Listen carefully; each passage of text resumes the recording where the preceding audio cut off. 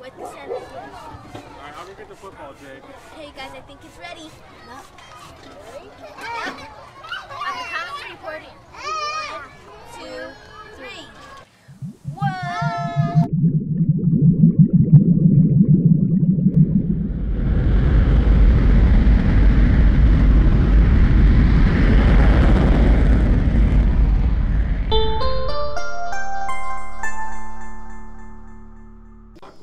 If I told you that scientists were some of the most creative people around, most of you would laugh.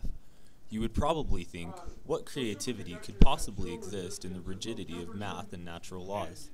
Indeed, the way science is taught in schools today heavily reflects the rigid, uncreative aspects of science. Even the classes required in college aren't much better. The information is presented as fact, often with little explanation as to where it came from, and the grade is based on memorization of those facts. Lab offers little relief. The procedure is given in a rigid step-by-step format, and the result is known and the same for every student. After enough semesters of this kind of work being drilled into your head, who wouldn't be left with the perception that science was little more than procedural? In countless studies, when asked to draw a scientist, kids of many ages turned up a white male in a white lab coat, often with eccentric hair, working alone amidst machinery and bubbling flasks. The drawing shown here is one of the few exceptions shown only by girls, where a female is drawn. The glasses, white lab coat, ethnicity, and working alone still pervade.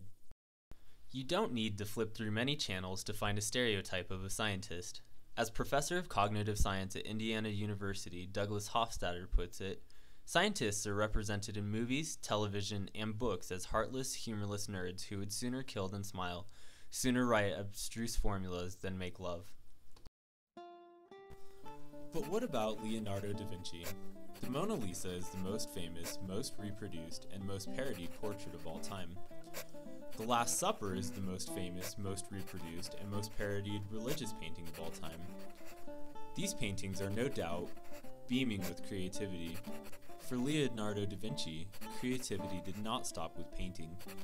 It extended into his mathematically perfect drawing of a man, recognizing many mathematical relationships in the human body, one of which is famously known as the golden ratio.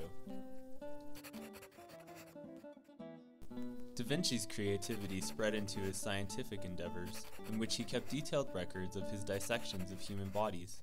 Without such creativity, we would know nothing of the human body for centuries later, and would never have gotten to this.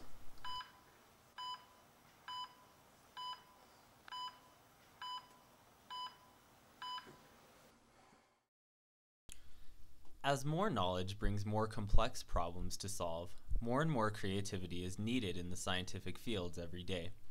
The question now is, how do we keep creative young minds interested, holding on to this, even through this? As you get into high school and certainly college, there seems to be this shift to focusing on learning the facts as opposed to the experiential side of science, which is actually what's the most fun part of science and the most interesting part of science, is making observations and deciding for yourself whether they support or don't support some hypothesis that you might have. Those skills are useless if you can't think, if you can't take an idea and go somewhere with it on your own without some cookbook recipe to follow. So even here in MCBB, there's been a sort of a shift towards trying to get students to think more creatively for themselves. That's actually a really important part of science education that is ignored. Right.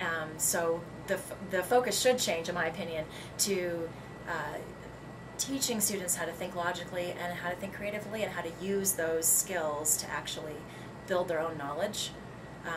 And that sounds, well, it's definitely less rigid than the normal approach, but it also sounds a little bit like it might be difficult to execute. Right. And that might be part of the reason why people sort of shy away from doing it.